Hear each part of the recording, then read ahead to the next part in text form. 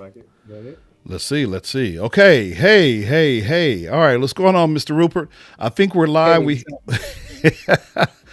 First of all, welcome to West Coast Wednesday, man. I think we were experiencing some technical difficulties, and I think I know what the root of the problem is. So I'll just have to fix on that a little bit later. But what's going on, sir? How you feeling? all is well. Thanks for having me on here, James. Appreciate you. Absolutely. Looks like we got a couple of people in the chat, man, and we'll bring up their comments in a few moments, man. How was your day today, the Honorable Rupert Byrdsong? Today was well. Today was well. Actually had lunch with a good friend from law school who was in town on business. A guy named Jeff Young. It was really good to see him. Hadn't seen him in about a couple of reunions, but he came out just to chop it up. He's a hardcore litigator, trial attorney. So we had a good time just catching up, talking about the day-to-day dealings that we do at work. And it's just always good to have fellowship with friends you've known for a long time. We met in 1991. There's something about me. I tend to hold on to friends for a long time. And I think that's a blessing. Man, I think Houdini said it best. Friends, how many of us have them? Friends. I mean, just friends are everything, man. I mean, you got to have those tight knit kind of friends. To go biblical real quick. Just like Jesus had those three.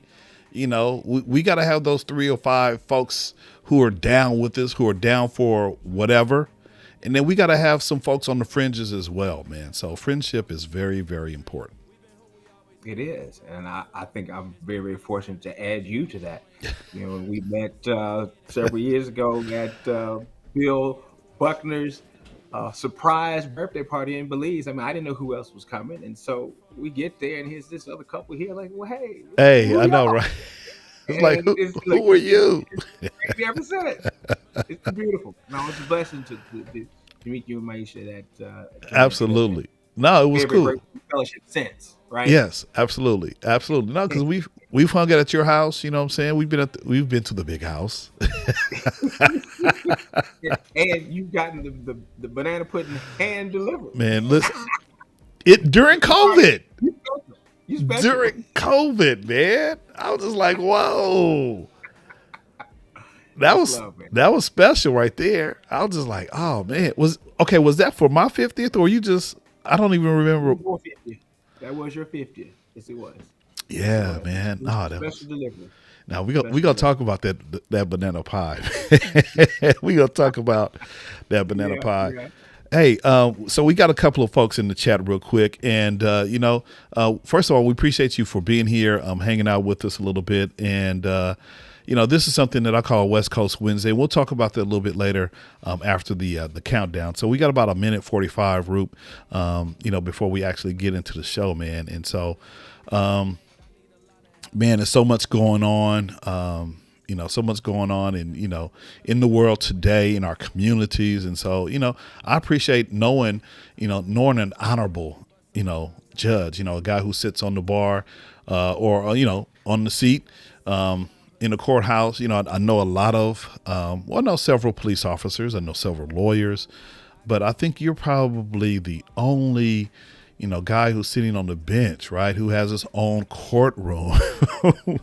So, I'm sure that's pretty cool. And we'll talk about your, how you kind of work your way up to, sitting on the bench, man.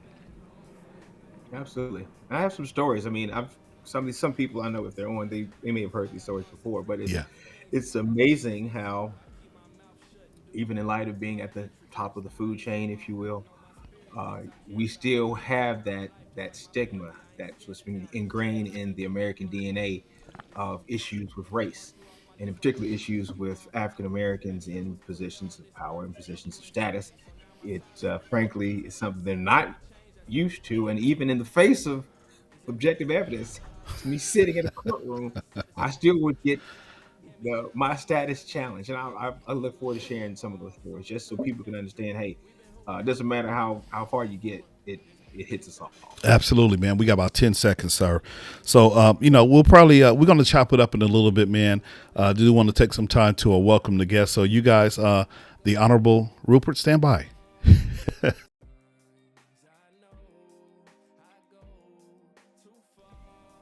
Hey guys, welcome to the show. I am your host. They call me Mr. Riley, and I have a YouTube channel called Mr. Riley's World. And so, welcome to this particular show I call West Coast Wednesday, where I've invited several of my good friends, whether they're in business, whether they're like the Honorable Rupert Byrdsong, just to have a conversation on West Coast Wednesday. And so it's a labor of love that one of my friends kind of started. His name was Uncle Al, Alvin in Eddington, and so just shout out to him. And so he does these Facebook live streams, dropping like a minute worth of just some knowledge. And so I figured, what, let's go ahead and take it to the next level. So you guys, welcome to West Coast Wednesdays. And what I call this is the West Coast, the best coast, the West Side. So thank you for hanging out with me for a couple of minutes tonight. And if you haven't done so already, why don't you do so if you kind of like my content?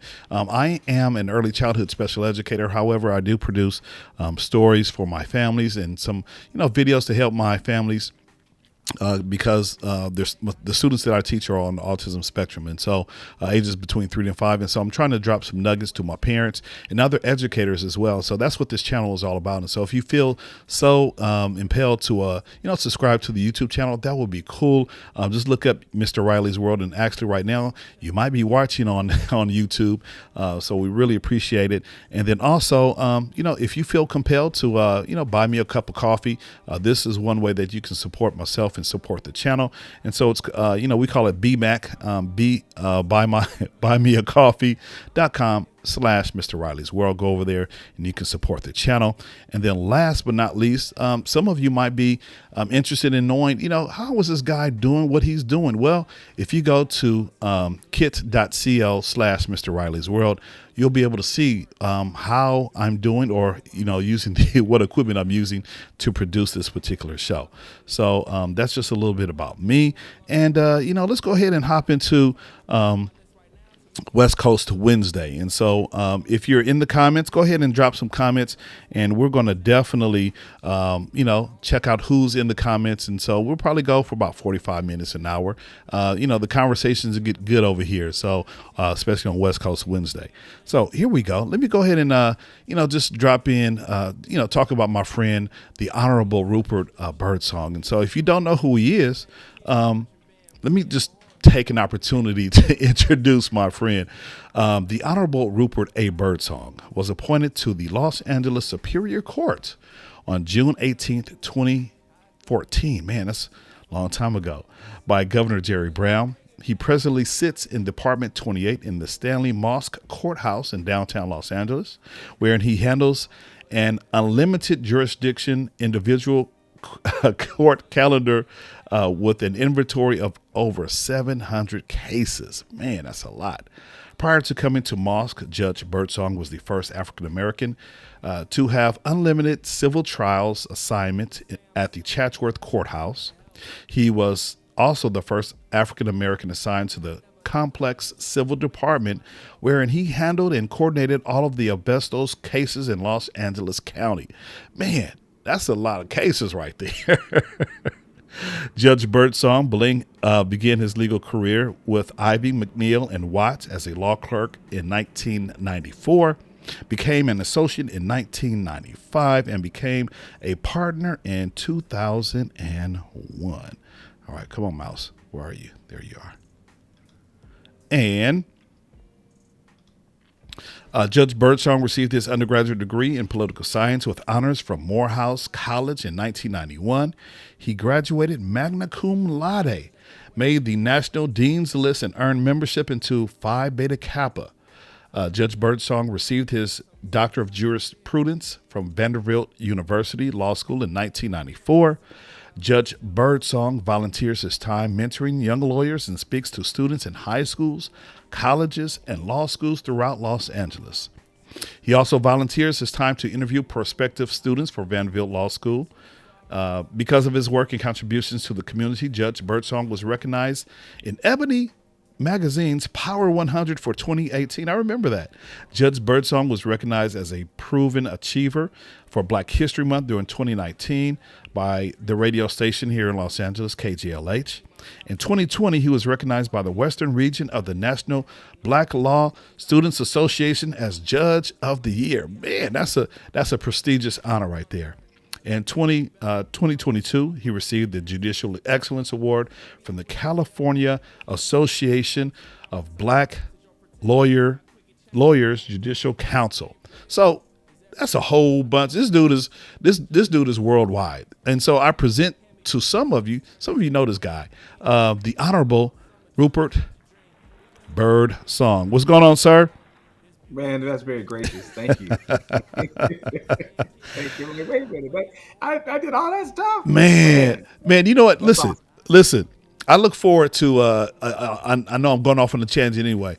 At the start of the show, man, you're a phenomenal writer because every February, during Black History Month, man, you know who am I? You always putting these long bios together. It's like dude, you're a phenomenal writer. So no, we got to give honor where honor is due. There's not too many of us doing this thing, man, and so we just appreciate your dedication to law and also to the community, man.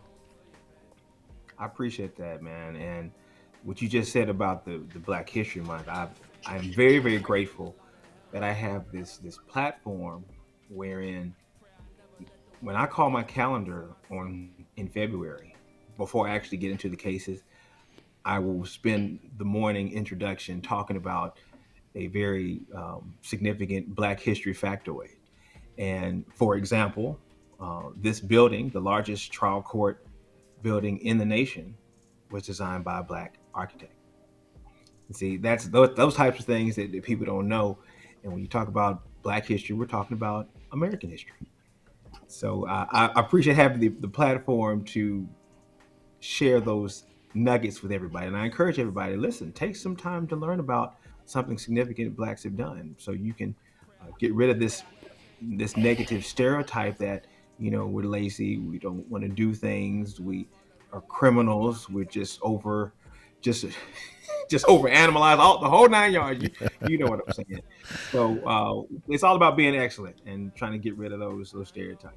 Absolutely, man. No, we appreciate all that you do. So let's go ahead and we got a lot of people over here in the comments, man. So let's see if we can dig into some of these comments real quick. I think Raymond Wilson is in the house. He was saying thanks, my brother, and I think we were providing him an update in terms of our technical difficulties. So Raymond, thanks for showing up. This is Miss Good people. North. My next door neighbor in Nashville. Hey, okay. Who? Raymond. Raymond, right, Okay. living right next door. So when I talk about somebody that I grew up with, Yeah. I grew up with that brother big time. Got you. Got you. All I right. mean, So known him forever. now you're gonna have to help me out with some of these names, Roop. Okay. So we got Okay. Miss North, Sharitha. Sharitha. Okay. All right. North, we grew up together. We've known each other since what, grade school? Okay. Yep, in the Okay. neighborhood. Um, we have Ruth Birdsong. That's mother. Hey, mom. She she's special. She's the bomb.com. So let me digress real quick. So both my mother and my father, James Birdsong, he's made his transition to glory. They were both educators. Father taught at Tennessee State. He was an English professor. Also taught Black literature. Mother was a kindergarten teacher.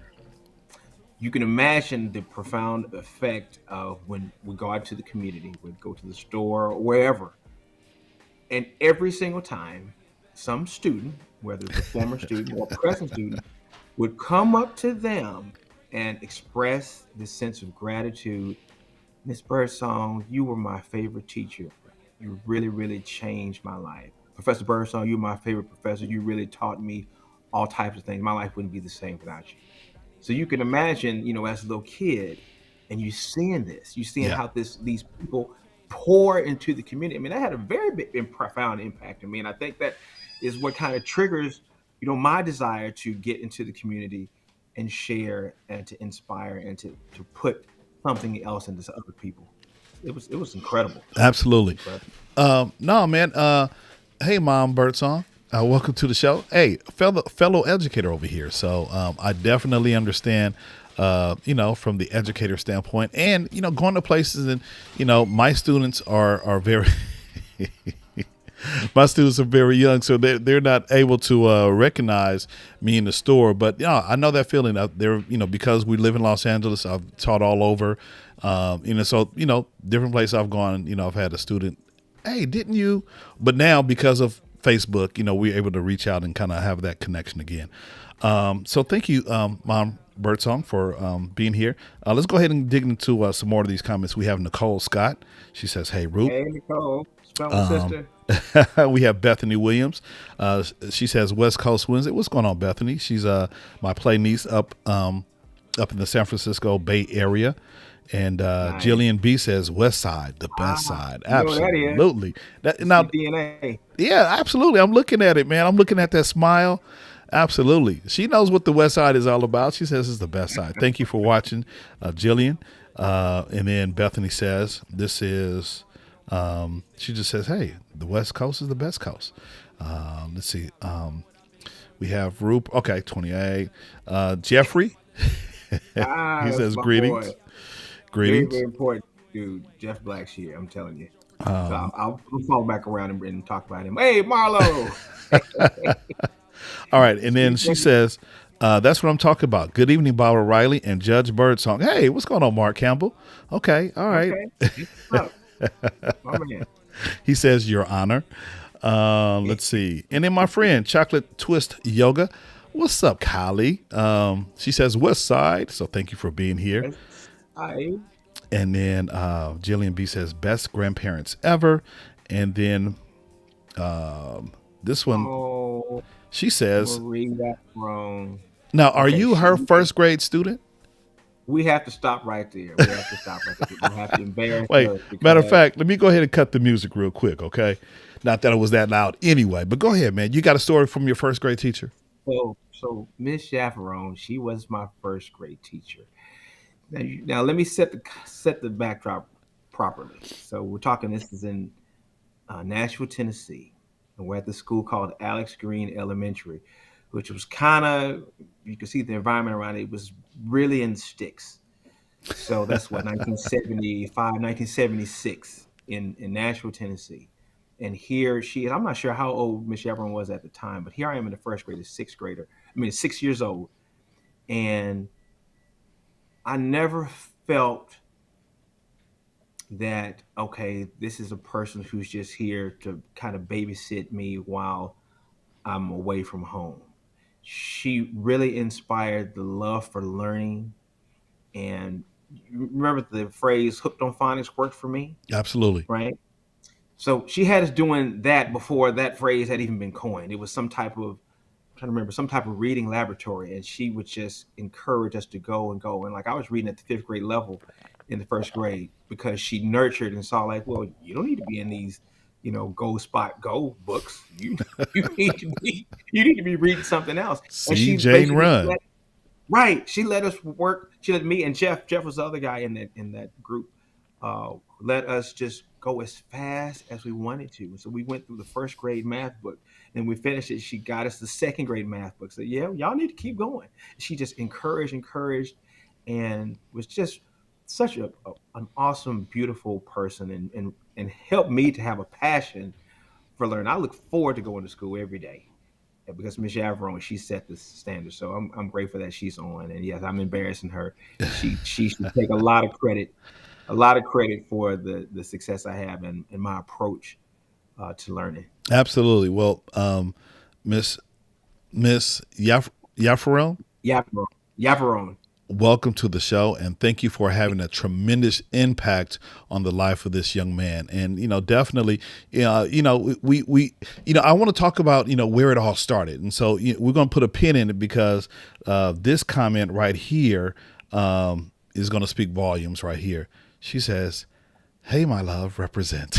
Oh, there she is, queen. There's the queen right there.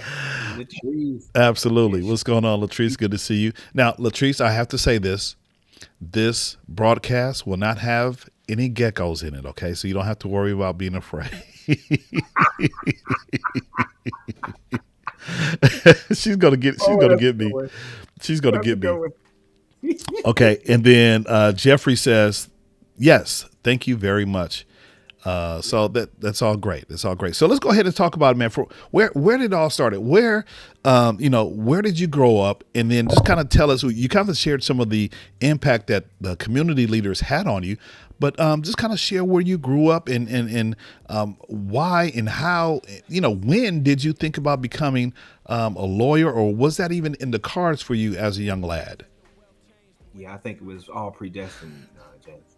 So Jeff's Jeff and I were in Miss Javron's class, and because we were kind of the more nerdy, smarter kids, like I said, she set us aside, and we had this play because this was the bicentennial, right? It's 1776, 1976, and we did this play, and because Jeff and I were the best readers in the class, we were given the task to narrate the play. So we had these little cards, and we would introduce the next act. That was so fun.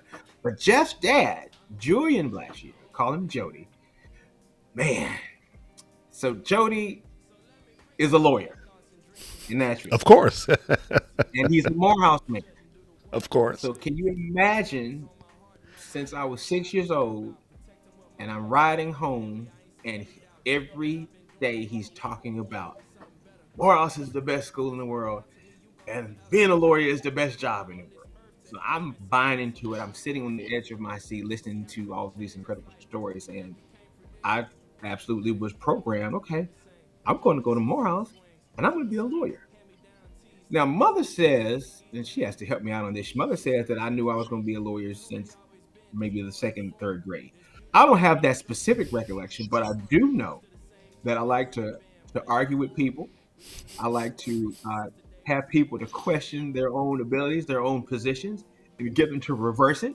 Like, no, you don't need to believe that. You need to follow this, and to Right. see how persuasive I could be.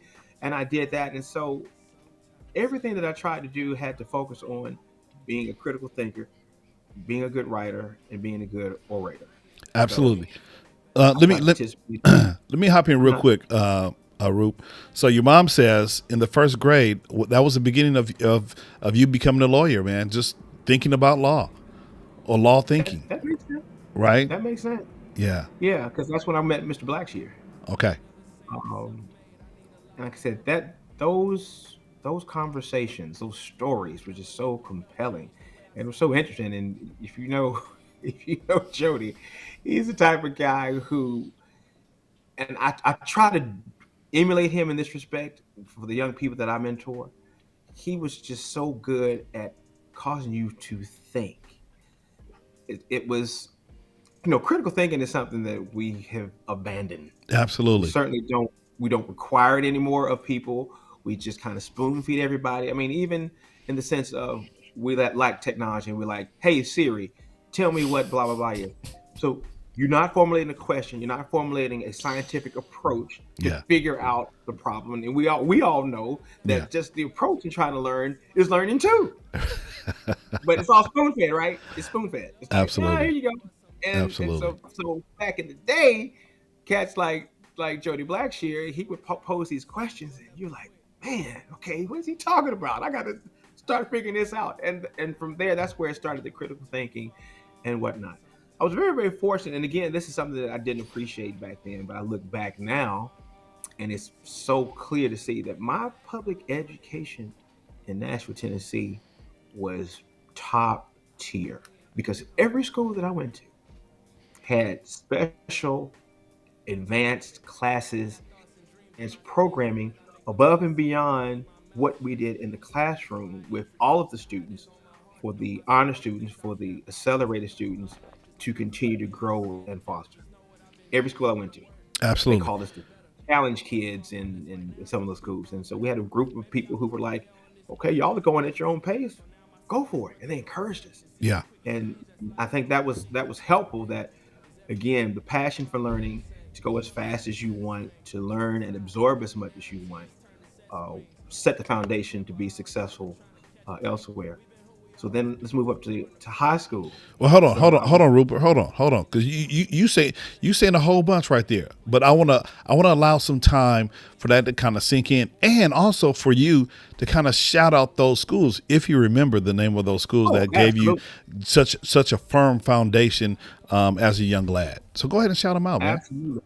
I definitely would do that. In fact, I have a post where I did a teacher appreciation day. I went from first grade all the way through law school. So let's go with Kings Lane Elementary for kindergarten.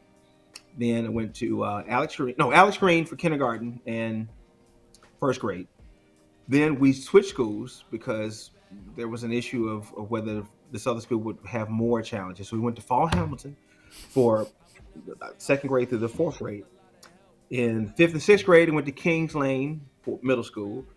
Jolton Junior High for seventh and eighth grade, and then Hume Fogg Academic, which is a school that I'm so proud of because it was a brand new school in 1983. The Tennessee government had a charter that we're going to develop a magnet program. It was an ordinance that you have to develop a magnet program. I was in that first guinea pig class in 1983, and I'm going to tell you that was quite an experience because there was no template, no precedent in terms of we're going to have a magnet program here in Nashville, Tennessee, nothing to build on. So these teachers just kind of they tested everything on us. It was insane. I mean, you're talking doing a 30-page journal that you write on Huckleberry Finn. Wow, I mean, it was really Huckleberry insane. Finn. Wow. And but it was a great school. It was Okay. great people. Jeff also went to Hume Fall. My younger brother Quincy went there. My boy Alan Williams in the house. Derek Mason. These were cats who all went to Hume Fall and also went to Morehouse later on. And so it was a very very unique, different type of experience because we had never done it before. So they Absolutely. absolutely prepared for college. Absolutely. So I guess your mom, she says, tell how you went to Hume Fogg. So I guess that's part of the process, or maybe there's a small different anecdote that you care to share. It looks like you kind of smiling up. So The how? inside joke is Tell us, the inside joke is she made me go. I didn't want to go. man. Those darn parents. Sometimes they make the kids do things that they don't want to And do. But ultimately, what happens? It benefits they the kids, and absolutely, it worked out. So she kind of absolutely. she was a prophet right there. She's like, you know what? This school is gonna be pretty dope. Let me go ahead and put Roop over here. Come on, Roop. Come on. Let's go. Look, who knew? Who Who knew knew? years? Who knew? And now we're approaching the 40-year anniversary of the opening of the school, Wow. and it's perennially one of the top schools in the state, one of the top schools in the nation.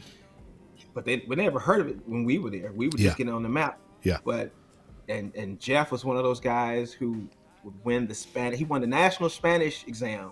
Come Dang. from this little school, Hume Falls. National. He was a Wow. national guy, and because of his skills, we won the state Spanish fair every year. We won it every year, Man, and that's it's like this is a new school, and they're right. like, where these people come from? Right. Right. But Right. really, really smart, dedicated people, and I'm still close to a lot of those people. So any of my Human Fall people who are on this call, thank you for being a part of who I am Absolutely. today. Very, very Absolutely. grateful. Hey, listen. When was the last time you've been to Hume Fogg? Have you been there since you've graduated and become? I have. We did a special 30th anniversary of the opening of the school. We're actually talking about doing one for the 40th year. Okay. This past this past was it before Thanksgiving? Thanksgiving morning, we had a big Zoom call of some of the classmates just to pop in and say hello. So whenever I try to get back to Nashville, I try to stop by. I haven't been as much since COVID, obviously, Absolutely. but yeah, Okay. stop by and see this. Well, cool, man. I'm sure that that community has was blessed by your presence during the 40th, or I'm sorry, during the 30th, and I'm sure that you and the former classmates, the alumni, are going to continue to pour in and support the academic success that school is having. So, congratulations, Hume Fogg. So let's go ahead and jump over to you. So you graduate from Hume, and then you decided to go to Morehouse because you said your friend's dad had poured so much. He'd already programmed. He's like lawyer, Morehouse. And so you end up going to Morehouse, man. How was that experience for you? I applied to one school, Morehouse. I got in, Okay. and it was the most incredible 4 years of my life. I Absolutely. No, mean, and I can tell, by looking at all of your photos, just about everywhere you go, you got a Morehouse shirt on, right? I got a couple of photos, I'm gonna show a little bit later. You got a Morehouse shirt on, so I mean, just kind of tell us, because I didn't go to a historical black college or university, so just kind of tell us about the community, because I mean, I know you do a lot of alumni things, so just kind of tell us, if I was a young man. Why should I go to a HBCU? Or more importantly, why should I go to Morehouse? okay. Here's the analogy that seems to work and resonate with most people. If you're about to go to war, do you take your troops off the street and drop them in the war zone and say, "Hey, man, y'all get that on the job training, and y'all have to fight like like holy Hades to get out of this nonsense, and you're going to be in the mix"? Do you do that, or do you put the soldiers in a boot camp where they're isolated and focused on training to fight? HBCUs are the proverbial boot camps for black excellence in this country. Love it. And it's really hard to describe, James. It's hard to describe where you're in an environment where the focus is what is Rupert going to add to this academic discussion? Hmm. Not the fact that Rupert is this black kid from Nashville, Tennessee. We're not even thinking about my race or any of the stereotypes or other things that go with compartmentalizing race issues. No, instead, we just have a bunch of guys, and believe it or not, people want to say what's all male, all black, y'all are all the same. That's nonsense. That's nonsense. I mean, Morehouse is an international school with students from all over this country and from other. I think currently we have representation of at least 15 to 20 other countries outside of the United States that attend the school. And so yes, we're black and we're male, but we're not the same, and we come Right. with different experiences. My roommate was from Detroit, Wow. so I'm from Nashville, and his experiences were vastly different from mine. And so we Absolutely. used to talk about it, and we would exchange those uh, those tidbits of information. So the focus in going to class was just about getting the books, getting the knowledge, and then the programming. I mean, I can call it programming, but it really is about the mission of Morehouse is about developing leaders, not just getting education, but developing somebody who wants to invest back in the community, who wants to give back, who wants to lead. There was a story that used to be attributed to Benjamin Elijah Mays, who talked about, look, if you're going to be a street sweeper, you're going to be the best street sweeper to ever sweep, whoever will sweep, and has ever done it. Right. That's how you're going to be. Right. And so you walk around in this environment where instead of everybody saying that you're nothing, you're negative, that you're not going to amount to anything, you got everybody saying you're a king, Yeah. you're a prince, you are all that. You are going to make a difference. You would change the world. You would shift the atmosphere. And you in an environment like that every day, guess what? Yeah. The self-fulfilling prophecy, you can start to believe that stuff. Absolutely. And then get out of there and they just do stuff. I am so amazed and blown away at the things that my classmates are doing. I mean, these are guys that I went to school with, marching the marching band, we hung out, go to the clubs, and we have a good time. But then when you see what they're doing on a day-to-day basis, in the heads of boardrooms, in the heads of courtrooms, Yeah. in Yeah. the head of operating rooms, in the head of classrooms, man, it is beautiful to see. And that HBCU experience was just phenomenal, and in particular, Morehouse. Absolutely. No, I've heard many, good things about HBCUs.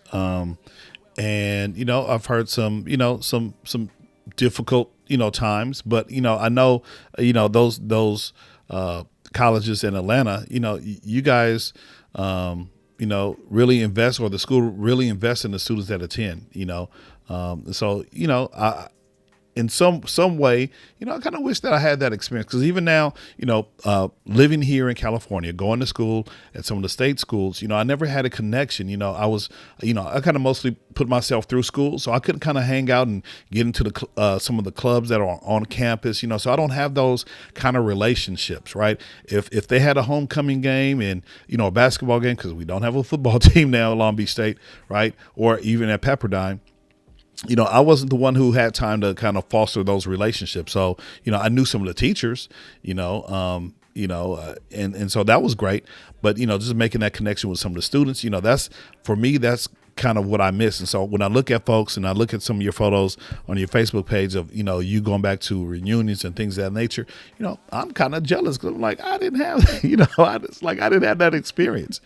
And so, it's, I guess for me, the HBCUs will be the gift that keeps on giving, right? Yeah, Especially now, if I look at in the sports realm, with, Coach Prime over at Jackson State, that's also brought in terms of the sports side, folks wanting to go to an historical black college on a sports scholarship, because he was doing what he was doing, trying to advance, make sure facilities were a little bit more suitable for everyone, equal, right, than right. equal to what the normal Power Five and other colleges have. So I kind of miss that, man, and I'm kind of envious of you. But I thank God that you are able to continue to give back through your Morehouse affiliation, and just working with the guys, and doing all you can for the community, man. It's thank you, Jake. It's an extended. It's like an extended fraternity. I Absolutely. mean, you literally will have you see somebody with a Morehouse shirt on, and you just start chopping it up, even if you didn't go to school at the same time. Uh, when I put my papers in for the bench, the Morehouse alumni, I mean, came out strong. Sure. I literally had people. I'm gonna give him a shout out, Reverend Amos Brown, up in the Bay Area, who's basically an icon in his own right, a civil rights leader and whatnot. Word got to him that okay, there's this guy down in L.A. who wants to be a judge, and here goes Amos Brown, Mr. Civil Rights. He goes over to the governor's office and has a meeting that so that he can speak my voice personally to the governor who's going to make the appointment. And it Man. was just blew me away. He said he called me up, Birdsong. If you heard from the governor yet? I had a meeting with him yesterday. And I'm like, oh no, not yet. Oh, okay. Well, I gotta go call him again. And it was just beautiful, man. Because but like I said, Amos Brown, Yeah. he's older. He's been around a long time, and we hadn't met. But the mere fact, hey, this is a Morehouse brother that I know he comes with the right perspective, the right intention. Yeah, this is someone that I'm going to support. Very, Yeah. very grateful to him. Yeah, absolutely. And, it goes back to that network. A lot of people talk about how, like if you're a USC grad and you have a large, alumni network. If you go to Cal, so, different colleges have a strong alumni network. And, by that gentleman being able to step in because he heard that you want to be appointed to the bench, it's just like, man, who knew again? It's like, who do you know? And sometimes it's not, who do you know? It's like, okay, where are you from? And if they know where you're from, then that's going to give you access to the next level. And certainly in this particular case, being appointed by Governor Jerry Brown at the time, man, just kind of talk about that, man. How was that, man? I mean, Jerry Brown was kind of controversial in some ways, but still being appointed by him. I'm sure it must have been a rewarding, fulfilling to have your own courtroom, man. Oh, it was amazing. So it was a 2.5 year process. Wow. I applied. I can walk you through my timeline. And that's just, I will say this to hopefully encourage those who may be thinking about going to the bench. So I applied in 2011, November 2011, when I actually submitted the application. Um, if you kind of get through the back door vetting, if they kind of review your application and see like, okay, this is somebody we can move forward, then you go to the official evaluating body called JNE, the Judicial Nominees Evaluations Commission, JNE. That's through the state bar. I got sent to Jenny in October 2012. I did my interviews with them, and just for a little background, you're supposed to submit 75 references. Okay? for people to See, say, wait, wait, stop right there. Hold on. See, you remember how in the pre-show we were talking about friends?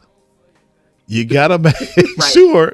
In this case, make sure you had 75 references of friends who could vouch for you. Exactly, exactly. That's why I tell people don't alienate anybody. The people look to your left, look to your right. Those people are going to be the people who could be sources of income, sources of client, just a support system. Absolutely, So don't be a jerk. It's short term. Don't be a jerk. Befriend your classmates, no matter who they are, no matter where they're from. absolutely. So got to Jenny in October 2012. Then I was interviewed by the appointment secretary in May 2013. And it was like radio silence after, and that was the last interview. So that person, the appointment secretary, is the one who makes the recommendation to the governor. So when I interviewed him in May 2013, it was radio silence for the rest of the year. And we're going into 2014. I'm like, okay, okay, okay. Like, what's And up? then right, and then finally got a little traction. I started to get a little feedback, and then I got the call in June. In fact, I got the precise call in June 13, 2014. When I got the call, it was a Friday. I was home early for some reason, and To I receive the phone pulled. call. That's why you were home. look, look, I was just kind of just chilling. I was home by myself for whatever reason. Teresa and the kids were out, uh, and so I had this call, and it was from had a New York number, and I didn't recognize it, and I didn't have the name pop in. New York. Who is this? And I almost didn't answer. Okay, hello, and it was the appointment secretary Josh Groban, who's now on our California Supreme Court as one of our associate justices. And he said, "Hey, Rupert, how you doing? I'm fine. Okay. Hey, I got some good news. I just left the governor's office, and he signed off on your application. You are now a Superior Court judge." I was like, "Oh my goodness! Oh my!" I was just blown away. I was just blown away. Um, and here we are, 8 years later. Absolutely. So let me ask you real quick, man, because I know sometimes lately I've been seeing judges being elected through votes now. So is that process a little bit different than the one that you had to go through, or is that a totally different kind of judicial track, if you will, being voted in as opposed to being appointed? So here's the deal. All of us have retention elections. So we just finished the cycle. For me, I just re-up. In fact, I got the oath today that I'm gonna have to take. So each seat, it has 6 year terms, 6 years for per seat. And when I got appointed in 2014, this was a seat from somebody who had retired, and I was finishing out that term. So in 2016, I actually had to run to retain my seat.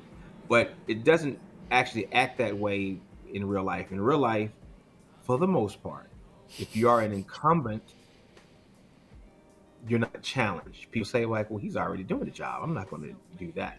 So if I'm not challenged, then they close the nominations. Anybody can submit if they want to run, they can do that. But usually they don't challenge incumbents. They close the nominations, and then I'm automatically re-upped. So I was re-upped in 2016. I just re-upped for 2022. So I'm good to go until 2028. But the election process, again, that's when somebody retires and now a seat is open. And so if it's election year, when that seat is up, people can put their bid in, and they have to raise that money, excuse me, get their name out there, and when they're on the ballot, try to convince people to support them. So my route, it's a different route in terms of we get evaluated Hmm. as judges, a lot more rigorous than those who are going for elections. Those Got you. who go through elections, they do have other ways that they can get their name out and for people to understand that they are qualified. Like the LA Times, they usually do a rating Hmm. of these people, but it's not nearly as rigorous, and people digging and asking questions. I mean, they basically ask questions of anybody that you had a case against. What was Byrdsong like? Was he a jerk? Was he reasonable? Was he honest? And you have to think back in your head, wow, did I step on anybody's toes while I Right. was a litigator? Because that's going to come back, and it will come back to haunt you.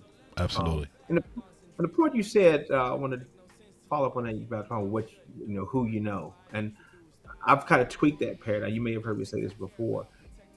in this process of trying to be a judge, the normal paradigm of it's not what you know, it's who you know. That's actually the old paradigm.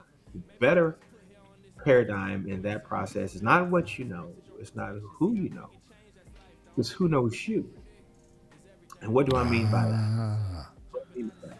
So, for example, I like to use this example. Um, our Chief Justice of the California Supreme Court. Oh no, I'm gonna use Raphael because it's probably people can understand this a little better. So Raphael Warnock, he's on a national level through his race against Hersch Walker and his race last term to be the first elected black senator out of Georgia. And so when we say ask the general question, hey, do you know Raphael Warnock? Or even do you know who he is? And most people would say, like, well, yeah, of course, right, he's a right. senator. So that's who I know. I know Raphael. But if you were to go to Raphael, who is the senator, and ask him, do you know Rupert Byrdsong? It's way more significant that he says he knows me Right. than I know him. You see what I'm saying? So it's not what you know is who, not who you know, is who knows you. So when my name popped out, I needed people to say like, "Oh yeah, I've heard of that guy. I've heard of that guy." So what I did was I tried to be seen, and hey, there he is right there. I tried to be seen by everybody. So when my name would pop up, it wouldn't be like Rupert, who? Yeah. Who is that? So yeah, that's the Right Reverend Raphael Who Warnock, knows Senator you? of Georgia, and that's in his Yeah. chambers at his church. So this was during a recent homecoming. We stopped by. Me and my mother stopped by, and at church, and we got to chop it up with the senator. So he's really really a special dude. He's a Morehouse man. So I'm Absolutely. obviously biased in that regard. Class of '91, the best class of all time. But he brings to the politics, you know, his pastoral perspective. Yeah. And that we really just don't have out of our politicians who are in it for special interests, in it for their own personal profit, their personal agendas. But this is a guy whose life mission is to minister to people, to serve people. And when you move that into a political arena, and that pastoral perspective frames how you try to lead and how try to help people, man, it's significant. He's done No, so much for the people of Georgia and everybody else. If they would just take a minute just to see his record. absolutely. No, I think, when you get folks who are, you talked about the pastoral care, he has a framework because he's helped, you know, members of his church, right? To kind of reach a certain level and guiding and directing them. And so I'm sure he's going to bring that same background, the same passion, to politics, to the political arena, in the same way that, we'll use this famous Morehouse guy, Dr. King, right? He was a pastor at first, right, and then he moved kind of into politics. And I'm sure, Raphael and those guys who continue to do that, because we've had historically many folks who have, faith-based folks who kind of moved into the political arena and made a significant impact on the community. And so, I'm hoping that this election. That will happen, right? But do me a favor, man. Can you tell Raphael to stop sending me so many emails? I mean, it's like every day I get like 10 emails, and I get it. I get it. You want to beat Herschel, and I'm hoping you do. I'm hoping you just text him right now. Be like, hey, man. I'll, T- I'll send something to him. I'll send tell, something. tell the good senator that this guy, I'll give you my email address and everything. Be like, look, have him tell his people not to send me any more emails, dude. I get like at least 20 emails a day, You'll get a right? kick out of that. Yeah, yeah, absolutely. No, I mean, and I know we're joking, but it speaks Right. to he shouldn't have to do what he's doing over there running against and I don't want to turn this into a political conversation, but we know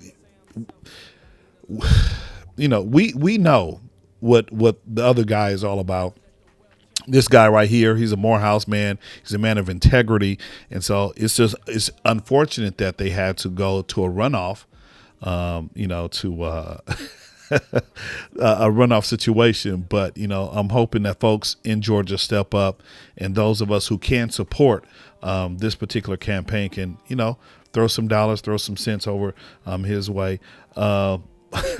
Mark Campbell, 1966 says, "Same here, Jimmy. Stop the email."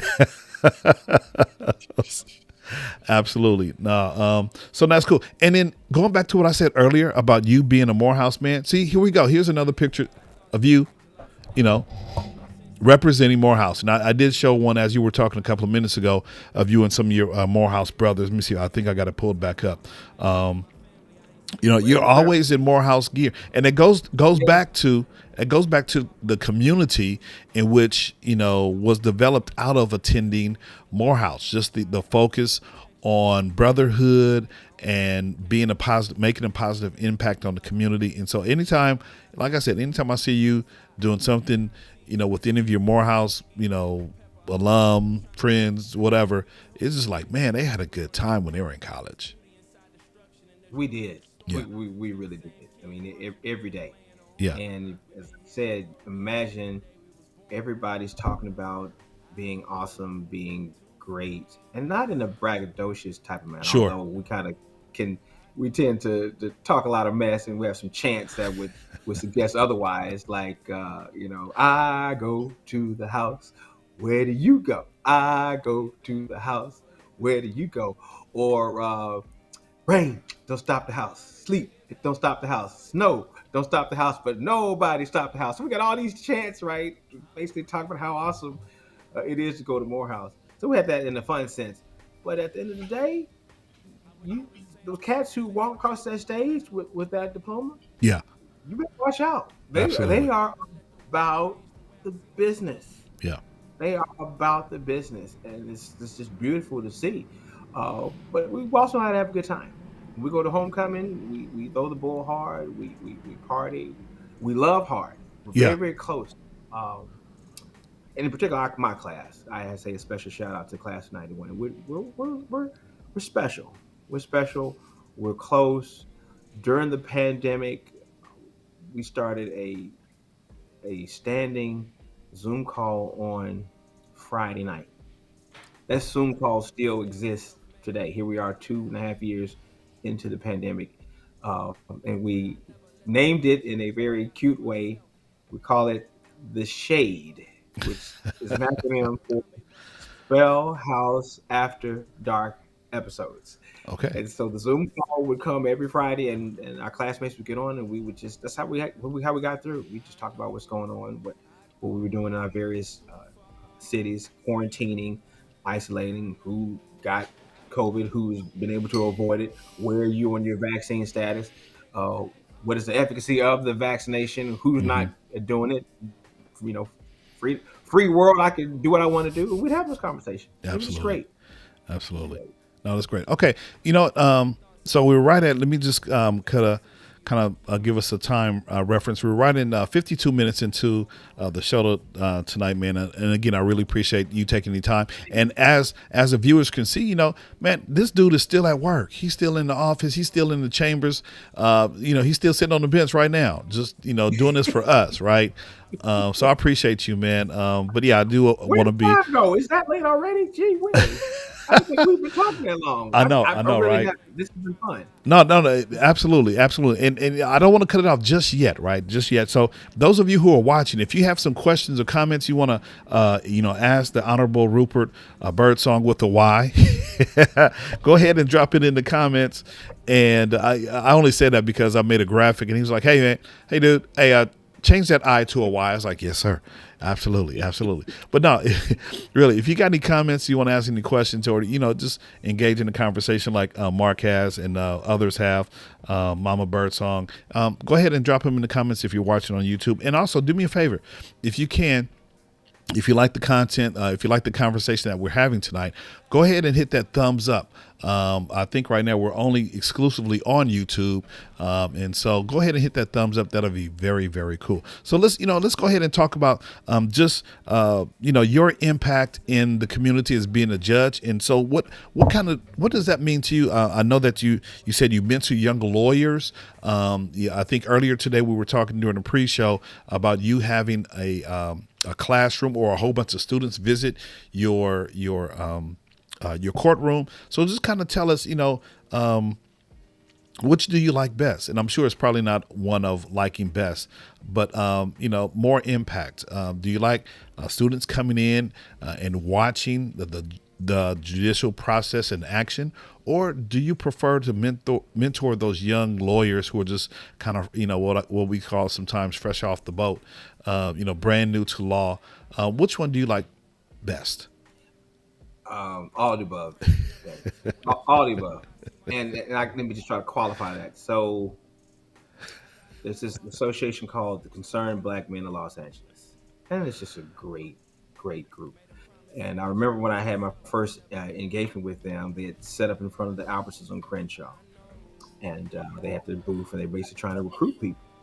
And one of the young men said, "So, are you interested in mentoring?" I said, "You don't have to say anything else. Sign me up." And so I've had a long relationship with them in terms of invited them to the Black Bar Association events. We've had those kids come to the Langston picnic on in the summer, and I've hosted a program. I call it a day with the judge, where they basically come in and they get to sit and watch a calendar.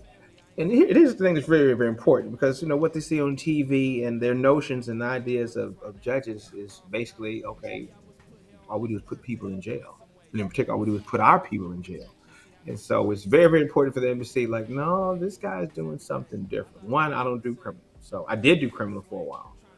Some interesting stories in that regard, but I do civil, and so we're dealing with business. We're dealing with hundreds of thousands, sometimes millions of dollars going back and forth between corporations, between people and corporations, and we're trying to resolve these disputes. So we're talking about that, and so they get to come in, and I'll put them in the jury box, and they get to ask questions about what I needed to do to become a lawyer. How long was I in school? I love a little thing. It takes 20 years to become a lawyer, and then at least 30 years to become a judge in terms of training and education. They're like, wow, how old are you? Yeah, I'm more than look. I Like, know the no way. answer to that question. Look, I tell them, yeah, I'm 53. What? No way, no way. Yeah, I'm 53. Yes, I'm grateful. I'm grateful for every single one of those years. But I love it when they come in and to see it. And the silver lining from a pandemic, developing this Zoom technology, this virtual technology, I've been able to speak to students in Michigan. I've spoken to students in Atlanta. I've spoken to students in New York, North Carolina, all throughout California, all up and down the state. It's just this awesome thing, and so I can do that from my chamber. I can do that from here to pass on a word to inspire. Um, Also, do recruiting for Vanderbilt. So if anybody is looking to get into Vanderbilt, I will give interviews to add to the application. And some of I have students in still in high school. I have students who are in undergrad. I have one of my mentees, Ayana Pruitt. She's at Howard, just killing it. And here's somebody who I met as a junior in high school, and she's like summa cum laude, and she's desiring to become a lawyer. And so when she gets out of Howard to go to law school, she's going to be ready. I have another a student who is about to graduate from UCLA. I mean, she's about to graduate from Howard. She went to UCLA undergrad. She's about to graduate from Howard Law School. Again, someone else that I met younger that we tried to be available for them and to give them a sense of encouragement and to inspire. So it's just an awesome thing to put back because I had so many mentors to put into me. People like Jody Blackshear, people like my dad. My dad was a teacher. He was and my mom. They poured into me this passion for learning. You have Jocelyn Jackson, Abraham Lincoln Davis. These are professors at Morehouse. Dr. Jackson taught English Professor Davis taught uh, con law and civil remedies. He was the guy who really honed my skills going into law school. And then, of course, in law school, Robert Belton, rest in peace. He was just my ultimate hero and mentor, who got me interested in employment law. I was his research assistant. And here's the guy before he got into academia as a professor, Hmm. was a litigator for the NAACP Legal Defense Fund. Wow. They put together cases and that went all the way to the United States Supreme Court. Here he is, a professor at Vanderbilt Law School. That I would literally spend hours and hours with him outside of class, talking about the law, talking about how the law is designed to help, and if it's not, it's our obligation to make sure we have laws to do. Right. That's what Bob Belton was about. And whew, uh, Man, no. I miss a lot. After I graduated, I would stay in constant contact with him and talk to him about the law. And he helped further develop my passion for it. Because if you don't have a passion for what you're doing, what are you doing, Yeah, right? absolutely. My passion for the law and how it works, how it ticks, and how we, in particular, as Black folk, can use it to help us get what we need. I mean, think about it. You have through law the formation of systems to discriminate and oppress, but then you also have through law rules to dismantle those same systems. So Mm. the law is the equalizer, Yeah, playing yeah, field, yeah, right? yeah, It yeah, does it all. And so for those people out there, non-voting, non-jury going to, when you participate, you have no one to blame but yourself. But yeah. when you participate, and I had a discussion maybe a couple weeks ago, some brothers, we had a very deep conversation about the system. The system is rigged to stick it to us. So in some respects, it was in terms of originally, but if we get into that system, the system can only do what the people who are in the system tell Yeah, it to do. absolutely. We got the right people in that system. Yeah, guess what? We can come up. We can We make a can make change. things right. Yeah, Exactly. So hey, stay engaged. yeah. Be a No, part of the solution. yeah.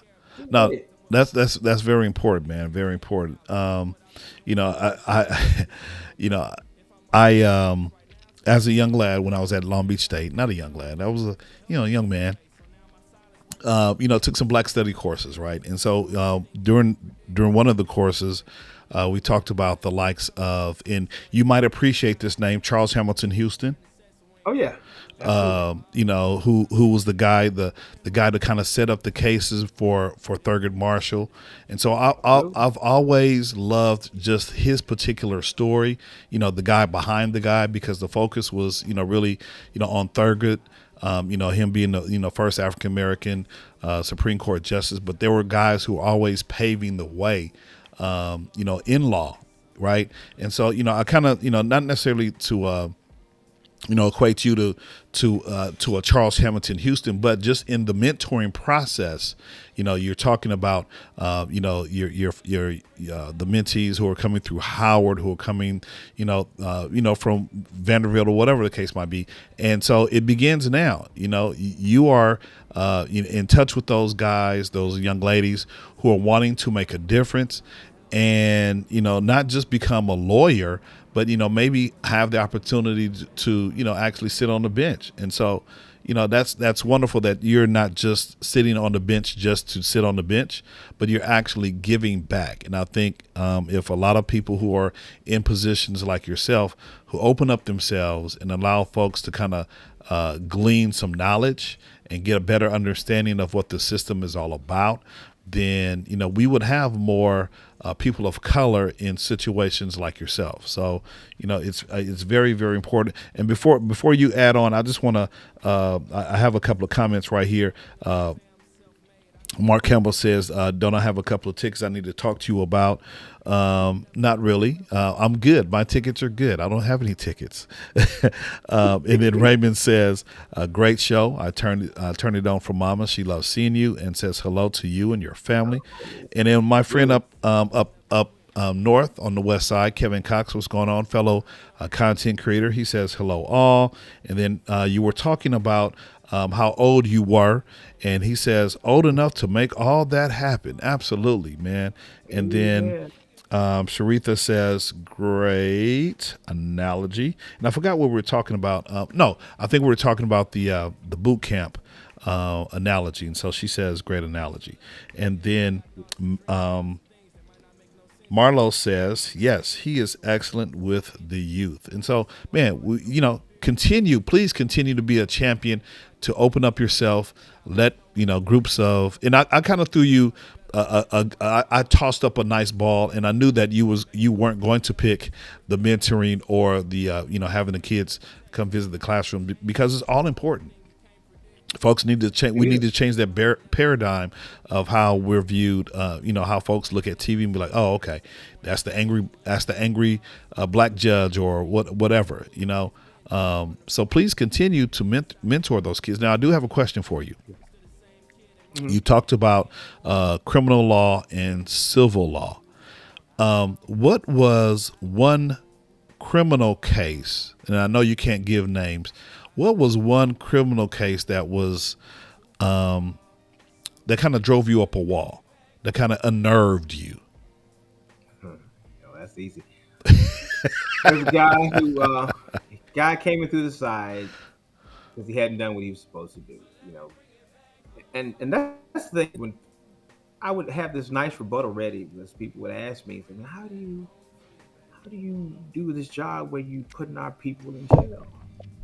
And from the outside looking in, not participating in the process, not sitting on these juries to hear these stories and can give the types of explanations that for these people to not be found guilty unnecessarily or improperly. Um, it's very, very hard actually to go to jail, but it's based on the person's conduct. I'm not empowered to say, "Hey, you go to jail." It's not like a, a a monarchy where the king and queen says, "Hey, you're going to jail. No judge, no jury, no trial." No, you have to have committed the crime, and then there's a process, due process, where all that stuff happens. And if you don't do certain things, yeah, you go to jail. So the standard type of probation deal. What does that mean? Okay, look, here's the deal. You've done the stuff we've determined, yeah, you probably should go to jail. But we're gonna give you a break. All you have to do, you to stay out of jail, you go to these programs, you go to these AA meetings, do a little community service, and then you check back in with us. If you do that, you stay out of jail. So these people come in here, haven't done the deal that they made. And we say, like, wait a minute, okay, we had a deal. It's The like I deal set was you up. I set you up. you the deal is you stay out of jail as long as you do this. So guess what? When you don't do XYZ, what's supposed to happen? You gotta go to jail. I mean, that's how it works, right? And so this guy came in through the side, and he actually had what's called a suspended sentence, meaning that he continued to not do what he's supposed to do. And so they said, okay, no, you're going, but we're gonna give you one more chance. So you basically have like the proverbial bomb over your head, Listen, and he if you he don't do it this time, he it's got an coming down extra on you. dose of grace. Extra dose of grace, perfect term, right? So he came in there. I said, okay, man, I'm trying to understand what's the deal. And then he was like, well, I'm trying to get myself together, and I've been going to school. I said, oh yeah, wait, where are you going to school? I'm going to school in Atlanta. Of course, I got all excited. He's talking about my stomping ground. I said, yeah, going to school in Atlanta. Well, where are you going? And he was like, Don't tell me. Don't tell me. Don't tell so he me. had he had thought through he had thought through his scheme to try Don't to tell solve me. and pull on my purse strings, right? So when he was like, I was like, I said, okay, you know what? I'm not serious about this. And so I had to team up.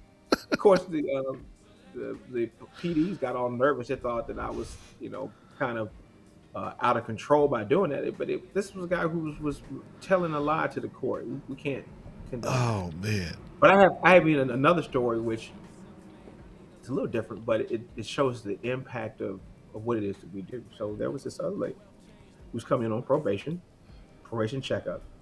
She was a white lady who was like some executive in the entertainment business. She was very, very busy. She didn't have time to be there to check in and deal with this situation. And so I'm asking a question like, so what's happening? Well, yeah, I just haven't gotten to it. Okay, well, all right, we're gonna have to put some bracelets on you, and you're gonna have to go through that side door. She says, well, no, I can't do that. I have this project, and somebody else is gonna have to do it. He says, well, no, I mean, I don't understand. No, no, what you don't understand is it would be unfair if I just let you slide when all these other people in this gallery who were here who have done their community service, who have gone to their classes, and you haven't done any of it. So how is that fair that I let you go? And she was like, I can't believe this. She just, I mean, she was really about to implode, and had she could not believe that I was really going to have her go through the side. Like, no, you're about to go to jail.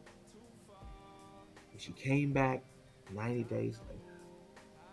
I saw her in the gallery. I said, oh my, here we go. Mm-mm. I know I'm about to be called every name under the sun when I call the case. Call the case. Hi, ma'am. How you doing? She said, I'm doing very, very good, Your Honor, because of you.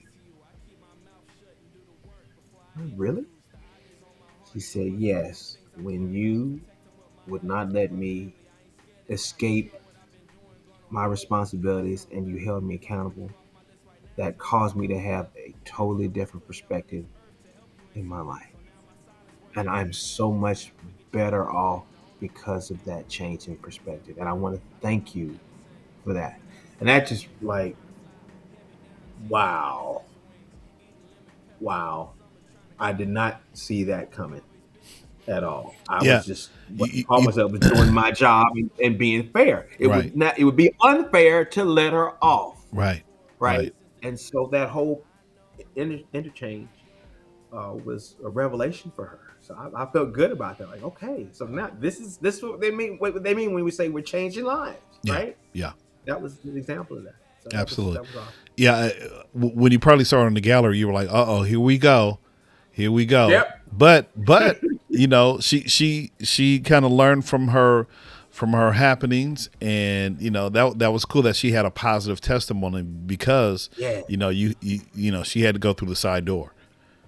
Absolutely. Absolutely. So And it wasn't lost. It wasn't lost to me when I was in criminal how significant it was for people of color when they see a person of color administering justice.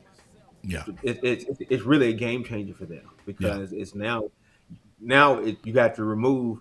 Well, wait a minute. Is he sticking it to me because I'm black? Uh, and in fact, someone would say, hey, you ruled against me, but I actually understand why you did that, so it's cool. yeah, And we keep it moving, man. And you can literally see the expression on their face when you walk out from the side. I'm like, that guy's the judge. yeah. I said, whoa, whoa, yeah, that's okay. Hey, all right, we're gonna have our day in court. We Yeah, always try to do that. That's the deal. absolutely, absolutely. No, man. Awesome, awesome testimonies, man. And then I kind of wanted to ask you about all these 700 cases that how does one handle such a large caseload? 700 cases, man. Is that your max? Is that your minimum? Can you handle more than 700? Inquiring minds want to know. Our caseload is significantly higher. I would say pre-COVID, I was around 500. And so when we had to basically slow things down, so we were not able to take cases all the way to trial, we've developed this backlog. Obviously, you don't handle those 700 cases all at the same time. We Sure. try to have an algorithm which basically sets up. We try to not to do more than 15 a day, and even on those 15, all of them don't require a lot of heavy lifting. So in case management, we're basically just trying to keep them moving and get them ready for trial. I'm asking about discovery. I'm asking, are they having any hiccups, any problems with trying to get the information to try the case, and then we'll try it. I was a trial lawyer. I know how to try a case. I know how to help direct the attorneys to try the case in the right way. I've actually um, taught classes in trial ad with some of the various organizations. Looking forward to doing some more of that even next year. Got you. I just had a question. Oh my goodness, it just escaped me. It's gonna come back. It's gonna come back. It was a good question too, man. Oh I'm no, just, sorry. it's gonna come back. It's gonna come back. Okay, Okay. while you're doing that, I'm going to tell you one of Oh, the crazy stories when I said about top of the food chain, but you still get treated kind of messed up. go ahead. I got my So question, but go ahead. Go ahead. okay, no, go do your question. I'll come back to my question. Okay. My So so my so for the viewers who are still hanging out, and thank you so very much. And like Kevin says, please go ahead if you're watching, go ahead and hit that thumbs up. So here's my question, so we can get kind of, I'm very interested in what the day in the life of a civil court judge does. So, kind of walk us through what you do every day, or on a normal day. So, let's maybe talk about today. okay. Especially maybe coming back off of a holiday break. What does a normal day look like for the Honorable Rupert A. Byrdsong? Okay.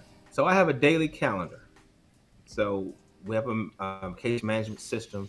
I have a courtroom assistant and a judicial assistant, and they assist me in coordinating and managing the cases. So each case in my assignment is called an individual calendar assignment, which means cases filed is assigned to a courtroom for all purposes, and that case will stay with that courtroom until it is disposed of, either through a motion or settlement or through a verdict at trial. So I have all these cases that are assigned to me. As I said, the inventory is over 700. Each day, the case will come up for its particular time where we're seeing where it is in the stage for getting ready for trial. We have what we call case management conferences where we're just a check in, asking them, have you served everybody? Has the lawsuit been given to everybody who needs to have it given to? Have the people who have been served, have they appeared? Have they indicated this is how I want to defend? And then there's this discovery. That's when they exchange information. They ask questions, interrogatories, requests for production of documents, requests for admissions. Where the parties exchange information, this is the basis for my claim, this is the basis for my defense. We'll have a trial setting conference where I'll give them a trial date. Then, when it's time for trial, we'll try the case. So when I get the calendar, we basically do the case management conferences first. Those are basically the check-ins. We have about 4 or 5 of those. Then we'll have some cases where we're trying to give them dates for their trial. And then you have what's called the law in motion section, where they're asking the court, petitioning me to do something to get an order in particular, to either dismiss some of the case, to make certain pieces of discovery to be produced, to make sure a witness is deposed that they're hiding, law in motion, or just dismiss the case all outright without it having to go to a jury. Sure. They can do. And if they're under certain conditions, we will do that. Not the conditions, we won't. Hey, this is for the jury to figure out. I'm not the jury. I don't know what happened. I can't take sides. That's not my job. My job is to call balls and strikes and make sure everybody has a chance to present their case. And so the bottom of the calendar will be cases that are ready for trial. But if we're not in trial, if the case is settled, then my day is done. Then I can just go to the next day's calendar and review those cases. It's a lot of cases, but um, as a litigator, before I got on the bench, I was used to managing a lot of different cases, managing a lot of information at a time, and you just learn to compartmentalize it all and say, okay, this case, this happened over here, this case happened over there. But I got to get this story in. Uh, so I've tried a lot of cases as a judge and as a lawyer. This particular case, I was trying it, and it was the least diverse case I'd ever had. What do I mean by that? The plaintiff was a company owned by a white male, and he ran it with his son, a white male. He had two white males representing his company.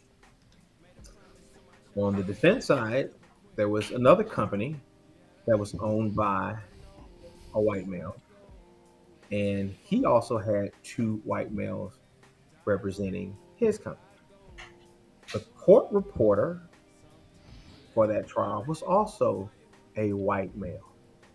So here I am in my courtroom with what, seven, eight white males, and I'm the only black in the room.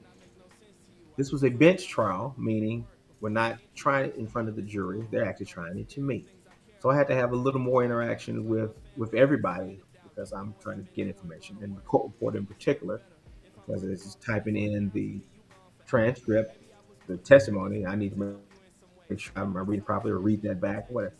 At the end of the trial, lasted 5 days, Monday through Friday. At the end of the trial, the court reporter told me, Judge Burson, I really, really like the way you try cases. I like your style, how you run your court. This is just an awesome experience. I look forward to reporting in your courtroom for another trial. Hey, man, I appreciate that. Thank you. And I appreciate you being here on time and working with us with everything we did. You were professional and awesome. Likewise. Thank you.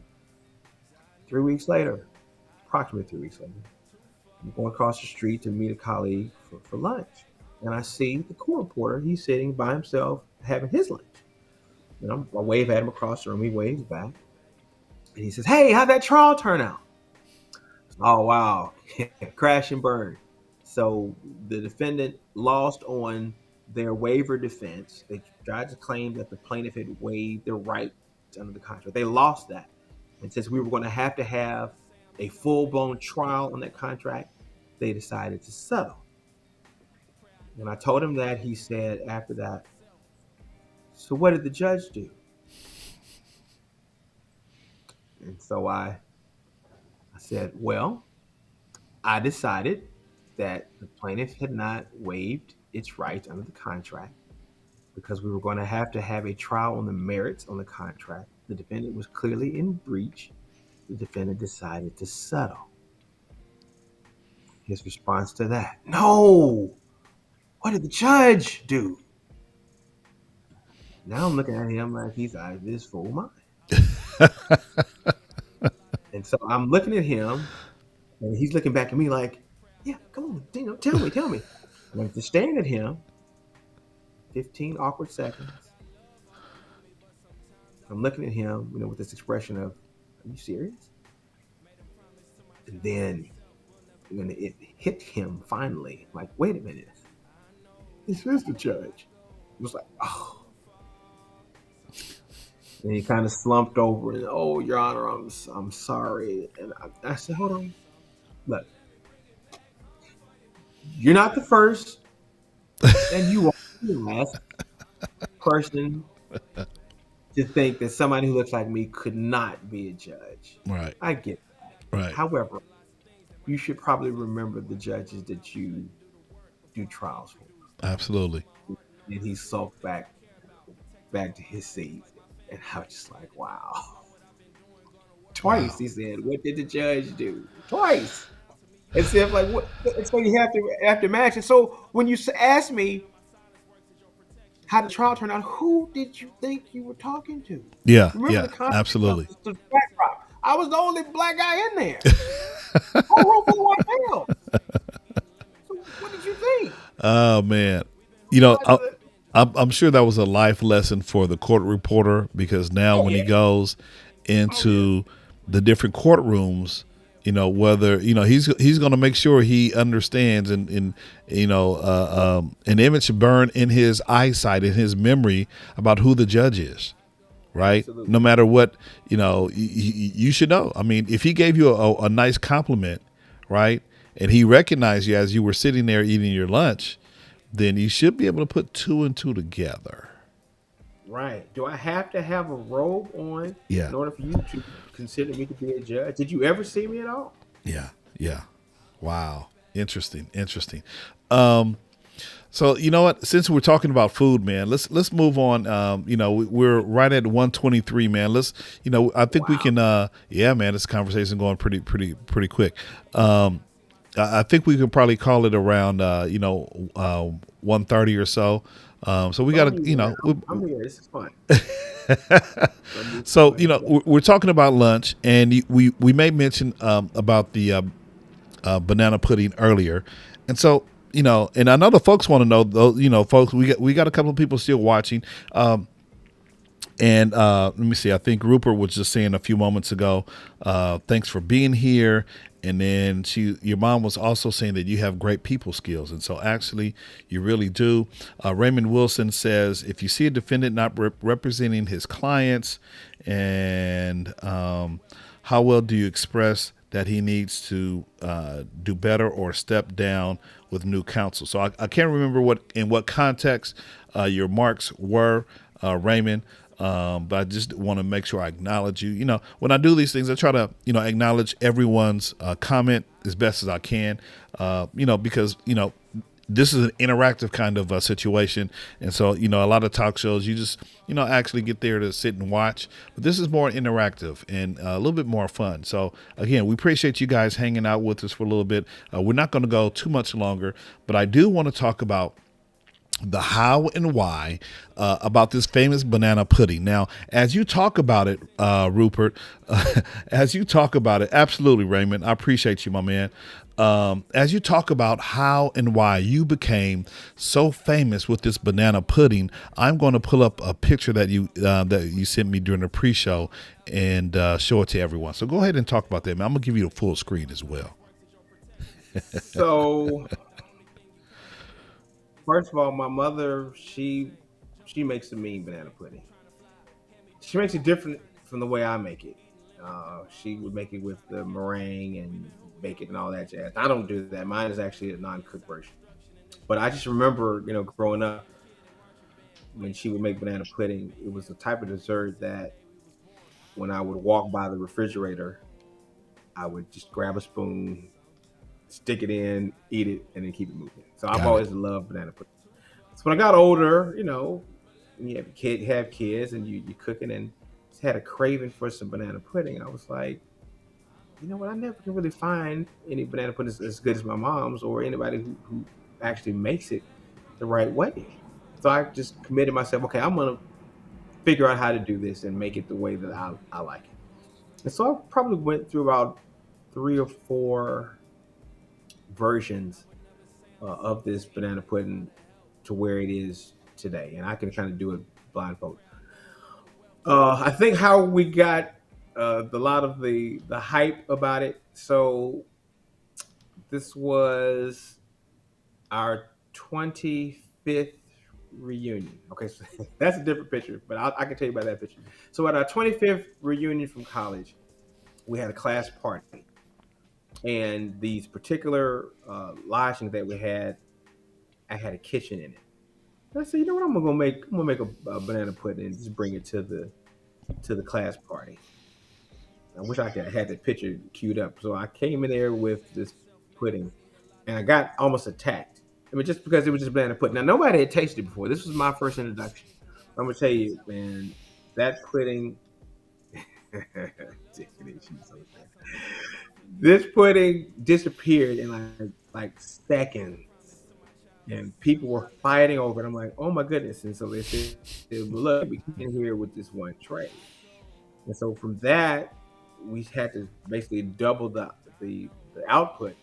So at homecoming, we formed a tent, the class 91 tent. And so we would serve the banana pudding there. So that was May 2016, the 25th.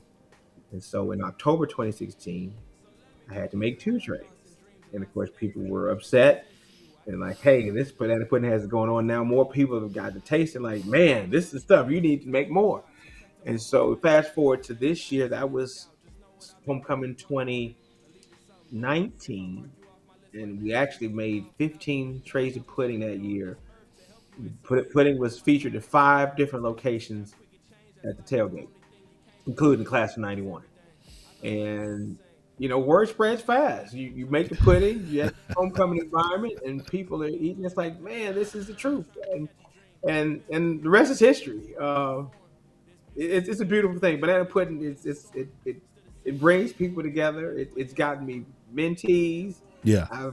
I've been blessed through stories because of banana pudding that we made, We brought some to the Ebony. I brought a trace to the at the Ebony Power 2018 deal at the gala, and those black folks, they were so happy. Like, man, I love our people. This dude with freaking banana pudding on the dance floor. I mean, how crazy is that? But it was real.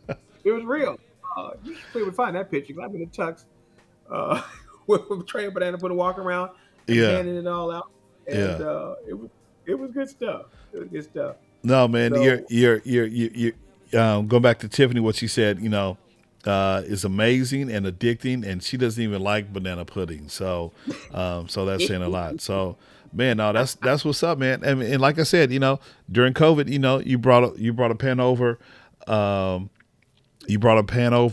for my 50th. So it's all good. And then Raymond says, uh, you even made one without bananas. I don't remember that. So you have to pick those out. Ray, that's what you talking about, man. I don't And remember that. and But then I have a recipe. Nitty Valentine says no. I'm not too sure. Yay! I'm not too sure what she's saying no to, but then she says something about she has the pick, right? And then she also says, "I'm proud of you." Nitty, that's my man Frank. No, Nitty was at that event where I was walking around with that banana pudding handing out bowls. And It was a fun time. It was a fun time. your mom says, "I." She makes the real banana pudding. Okay, well that's all well and good. I appreciate that. We make it differently, and I stand by my rendition. Hey, so Mom I'm gonna Birdsong. So hold on, you hold on, son, hold on. Mom Birdsong. Next time you come out to L.A. And you make the banana pudding, hint, hint, hint. Have Roop call me up, and I can taste, which one is best. If it's your banana pudding or if it's Rupert's banana pudding. go for it, man. Go for it. I And have no then, problems. I have absolutely no problems with other people able to execute that dessert the right way. I love it. I mean, it's hey, less work. hey, there's different versions of pound cake, so there's definitely more versions of banana pudding. So it's all Okay. good. It's all good. Raymond says, uh, you brought one for me. You took him one without bananas. That's what he says. Well, he's a better memory than so. Maybe we had a deal where I had to trickify it for him. So, yeah, man, Man, of course, much love, brother. listen. I'm surprised you don't remember the date and the month, the date and the time, because you spilling out months and dates and years like it's nobody's business. I'm not able to do that, man. I'm 53 too, but I can't spit out the exact time that I passed out. I did a live stream about I don't know about I did a live stream on Canva, right? I can't remember, but you got these dates and months locked down, man. That's wonderful, man. Um, all right, so let's go ahead and I think we kind of covered all of the topics, and I know usually what happens, Rupert.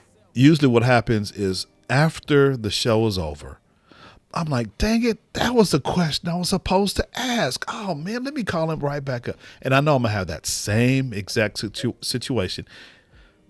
It That's a never problem fails. that many lawyers have when they're doing the examinations. They have the witness on the stand. They think they have the witness where they want them, and then after they sit down, any further questions? No further questions. They sit down, and they say, "Oh, no, I do have one more question." Like, "Oh no, you're done. You're done." Let me see if I have one more question for you, and then we could begin to wrap it up. So, tell us one of your rewarding. I know you shared a couple of stories. One of your rewarding situations that happened in the courtroom. I know you talked about the young lady who went to the side door but came back. Do you have another story similar to that you can share with our wonderful viewers tonight? Sure. This really wasn't a case, but it was a situation. Um, so, one of the major publications that we get is called the Daily Journal, and they run profiles on the judges. They run all kinds of current stories out of some of the current trending issues. They also have what they call a the slip opinions of the cases before they actually get to the reporters. So or advance sheets, if you will. So these are where you can see the latest cases right off the press that the courts have just decided. Of course, you want to be on top of the new rules and the new laws because as the stuff changes, hey, like now this new case came down, so now this is what we have to apply. Um, so in this daily journal, they have these special supplements where they had the top employment lawyers in LA, and they had two black dudes in that group, Reginald Roberts and Rodney Diggs, two of the top labor employment lawyers in the city. I hired them both. I trained them. And so when I pull out the magazine, I said, I'll just have to take some personal privilege to talk about these incredible lawyers who are just just changing the landscape of what you think of top lawyers. Yeah. These guys are doing it. And I said, yeah, I breathed some life into them. And I'm extremely proud of them. And that is what it's about when we invest in the next generation. They're supposed to blow up. They're supposed to be at the top of the game. They're supposed to be way better than I was when I was a lawyer. That's how it's supposed to work. So I was very, very happy to brag about them to this, gallery of people. And they were like, wow, that's something else that these guys, they got it and they ran with it. They ran with it. And of course, I expect them to do the same thing, and they are. They are breathing life into the next generation. So I'm just extremely proud of them. I do have quite a few mentees who have gone on to do incredible things, and it's beautiful, very, very rewarding. Awesome, awesome. Just want to shout out my friend Marga Gomez. What's going on, Marga? Thank you for hopping on and supporting Mr. Riley from Mr. Riley's World. I do have two more questions, and we're gonna cut it loose, Roop. All right, got Okay. two more questions. So, have you had the privilege of litigating a case with anyone famous in Los Angeles, or just some known personality? Hmm. Now I know you said because now you're mostly dealing with civil cases, correct? Right. I want to say me and Carl Douglas crossed paths at some point in time, but Carl, he's awesome. Carl, He's a heck of a you said Carl Douglas. Carl Douglas Yes, from the OJ trial and yes, the Billion yes. Dollar Man. Yeah, Carl. Oh, Yeah, he's good people. He's good people. But somebody famous on the other side. Mm, no, I can't say that I have. I did have a case. I guess it's public record. I did have for you Home of Thrones, House of Thrones fans.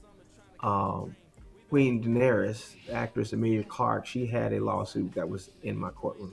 so that's what. Okay, that's what Jeffrey said. Game of The, Thrones, the right? Game of Thrones. Okay, cool. All right, all right. See, Yeah, Jeffrey. Mother of Dragons, Queen Daenerys, actress Emilia Clarke, she had a case in my courtroom. Okay, all right, We cool. got it resolved. We All got it right, resolved. It's a public record, but it was kind of cool to have, again, I was overseeing her case. sure. I had another case involving Holly Robinson Pete. Okay, She had some dispute, and I okay. actually had to try to help solve that case. Now, are you starstruck when people like those celebrities or personalities come in? At the end of the case, do you like, hey, let's grab a pic, or you just like, okay, you know, I, I'm I mean, doing I would like to do that. That would not be appropriate. I would like to do that, but right. it's funny you mentioned that. They're kind of starstruck because of my position. They think I'm somebody special. Like, oh no, no, no! I'm just trying to help you resolve this. It's Right. all cool. I'm just a judge. Yeah, I just work here. Absolutely. But Absolutely. but but on that point, in terms of, I had somebody. Gosh, I can't remember her name. She was an actress in the Titanic, and she was one of my jurors. And she ultimately didn't stay on. But I remember having a little dialogue with her, like, "Oh yeah, we all know you. You, you, you're Was innocent." it? Okay, I'm trying to think. Was that Kate Hudson who's in that?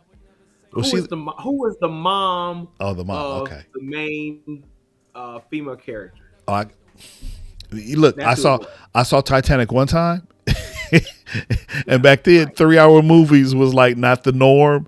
So I, Oh, that's not the movie. That's not yeah, the movie. Yeah, yeah, she was yeah, she was one of my jurors, got and you. I always elevate the jurors. They are the most important people in the Absolutely, room. You absolutely. can't do trials without them.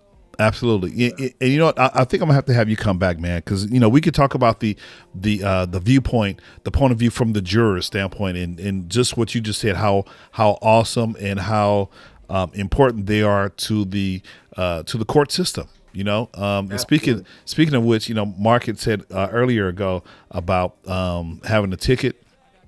Well, I don't have a ticket, but I do need to respond to a jury request. So yeah, I need to make that happen. Yeah, I need to make Yeah, that. you do. I do. I Yeah, need to you make do. it happen. Absolutely. You gotta skip. You Okay, have to serve. here's the last question, and then we're gonna be done for the night. Man, you are such a busy man. And Latrice is probably killing me right now. She's like, if James don't stop talking to my dude and let him come home, man, how do you balance, being a judge, but then also you have to be husband, you have to be daddy, right? So kind of talk about that as we wrap up this whole conversation, because that's very, very important too. Not only being, who you are in your courtroom, but you also have to be husband, dad to other folks at home. I think they all kind of mesh together in terms of when I'm pouring into the community, that actually pours back into me. That makes me a better person. That makes me a more humble person. That makes me a more patient person. So a more patient, more humble person, I take that into the home so that I can be a more patient and humble husband. So I can be a more patient and humble daddy. And having those experiences in that household where we are faith based and we believe and have this guiding principle to treat people right and to love them. That likewise comes out when I'm dealing with people in the community. That it's driven by compassion. There she is. Hey, driven by compassion, driven by empathy, driven by being patient, and so they all work together. They literally do all work together, and so it's important to hit those pockets of time. And mind you, it is juggling. It takes some coordination. And Latrice will be the first one to talk about how I'm not the best at coordinating it at all, but we do the best we can because we know it's important. She knows it's important, and she's not she's not giving you a hard time. Then she absolutely has been a really strong rock in encouraging me to do the things that I do, and that's makes her just the perfect partner for me. Absolutely. No, you have to have a strong rib, because that's very, very important, and that's going to make marriages continue, families to continue to thrive. If you guys are doing things in the opposite direction and not having that communication, that line of communication, then it's Right. definitely going to drive a wedge, and it's not going to make for a happy home. But if you guys understand the dynamics and the scope of what you're doing, then and not only the husband and wife, but again, you got to go back to the kids as well. You definitely got to Mhm. give back to the kids and give them their attention as well, which is one reason why I think you kind of hanging out in the courthouse, right? Because if daddy's home and you have young kids, right? So my Mhm. kids, they come home, they be like, hey dad, and then and I'll be lucky to see them, Right. at all, right? Because they're either doing homework or whatever, social mediated, whatever the case might be. But no, you got young kids, and so they're gonna be like, "Hey, daddy, what up with it? What up with me? I need some time too." And they're still young enough that they'd like to actually come to the court and hang out in chambers. So that's pretty cool. Absolutely. And then you're also laying a foundation, whether they know it or not, of talking about black excellence, right? Your dad is doing dad is doing something very, very important. I'm a That's right. judge. I'm a That's right. judge. And so the bar is going to be kind of you can't be a floater. You got to be a person of integrity, and so you're laying that foundation in your own, in the lives of your own children. Amen. That's it. So important. It's so important. They emulate what they see, right? And so we have to give. Oh, that's just she's funny. Hey, sweetheart. Wait, no. Listen. She's definitely not talking to you, Rupert. She's definitely probably Uh, talking about me, or she, you know. So Latrice, let me tell you, I just pulled this photo off of Facebook. So I thought it was a wonderful photo. Yeah, I'm sorry I didn't have you sign off on it, but I thought it was such a wonderful, um, you know, photo of you too. So don't be mad at Rupert. He didn't send it. I just, use Facebook. So, you can yell at you can yell at me. Man, this has been amazing, amazing, amazing time. And so, yeah, man, we'll have to maybe coordinate this again. She says, but seriously, fully support the legacy. Absolutely. And that's what we do. That's what husbands and wives do. We collaborate. Um, Marga has a good question. start trouble. We was the decider at home. Why? Why are we going there? Why are we going there? Come on now, Marga, Margaret. Mar- Are we trying to start something? You help us start something. What's why? hey, Why? watch this. I got you back. Hey, Marga, you know who's the decider at home. And we're just going to leave it at that. You know, Marga. Come on. We know. We know. Oh, Hey man, I once again, man, I appreciate you hopping on, man. Let's go back over here. I appreciate you hopping on, taking some time out of your busy schedule, man. When I had this idea to put together, ask some of our friends to come on West Coast Wednesday, you were definitely one of the guys who I thought about, and I thought it would be a fun conversation to have. And so I appreciate you hopping on, man. Our family's going to have to hook up, pretty soon. I'm going to have to get some more of that banana pudding. We have to come over and hang out. And just in case y'all didn't know, let me go back over here. I didn't show this one right here. I didn't show this video or this photo. Y'all think we playing. We don't play over here. Here we go. Okay, so let me get this. Latrice, I'm gonna have excuse you for a little bit. Nope, hold on. Okay, where are you?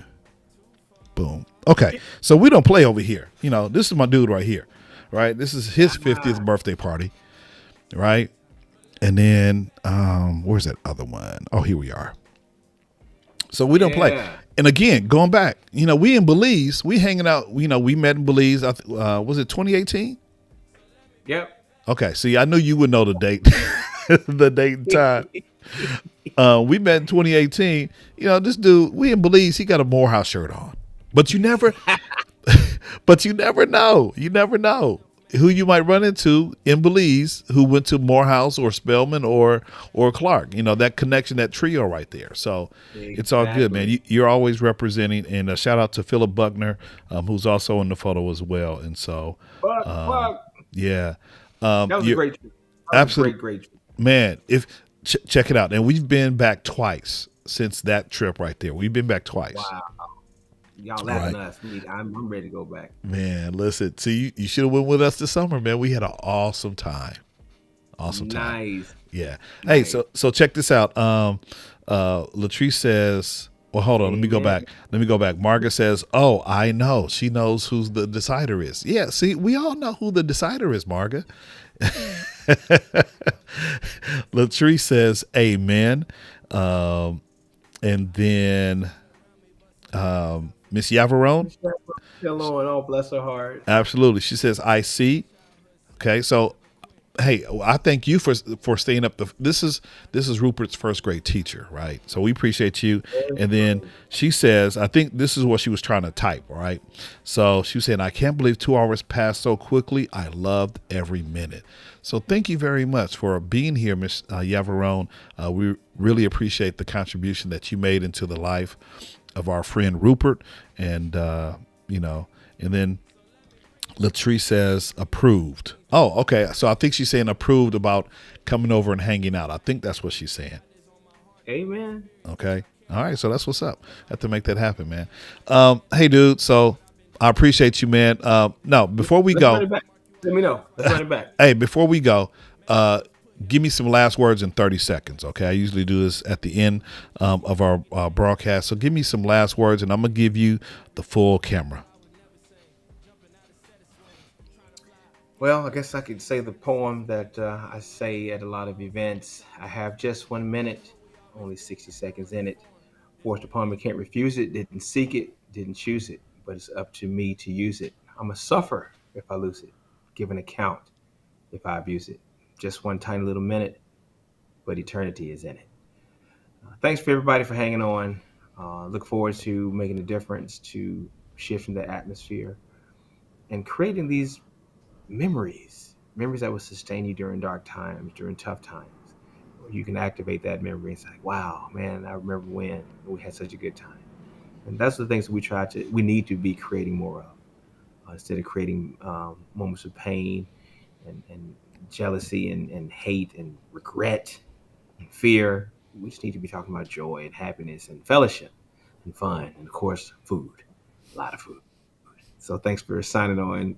We'll run it back because we have some other stories. I have some other things I'd like to share with you on the creative side that I think will bless your spirits and hearts. So, with that said, thanks and good evening. Absolutely, my man. So do me a favor. I'm gonna put you in the green room real quick. Just I'm gonna close out the show and then I'll come back. So again, Rupert, I Okay. thank you for hanging out with Mr. Riley on Mr. Riley's World on West Coast Wednesday. So just hang tight real quick. I'm gonna finish up and then we'll formally come back and hang out with you for a hot second before you skedaddle and head to the homestead. Okay. All right. Thanks. All right, guys. So that's the man, the myth, the legend right there. The Honorable Rupert Byrdsong. And so, again, we just appreciate you guys hanging out with us. And, we're definitely going to run it back.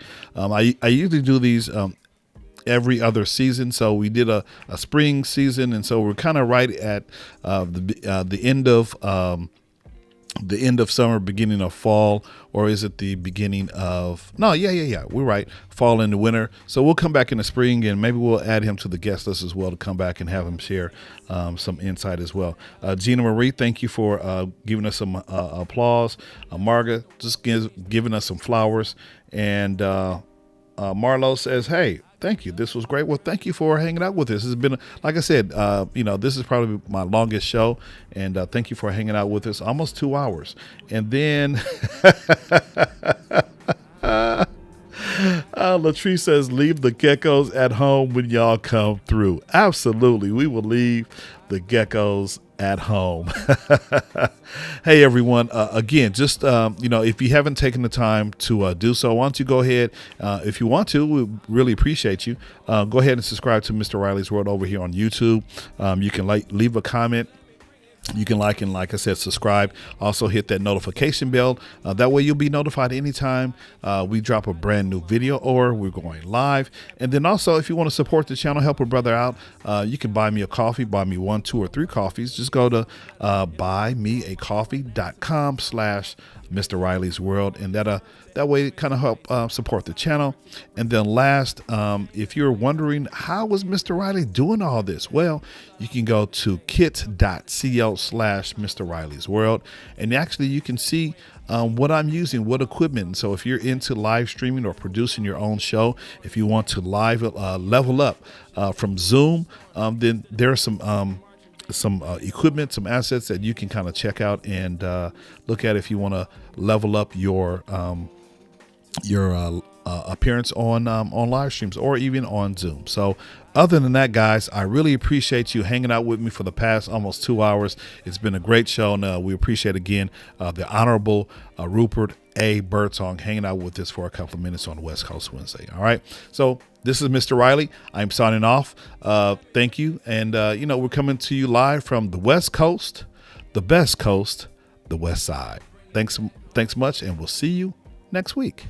Bye bye. I would never say I'm self-made, I need a lot of help. Pray I never let the wealth change the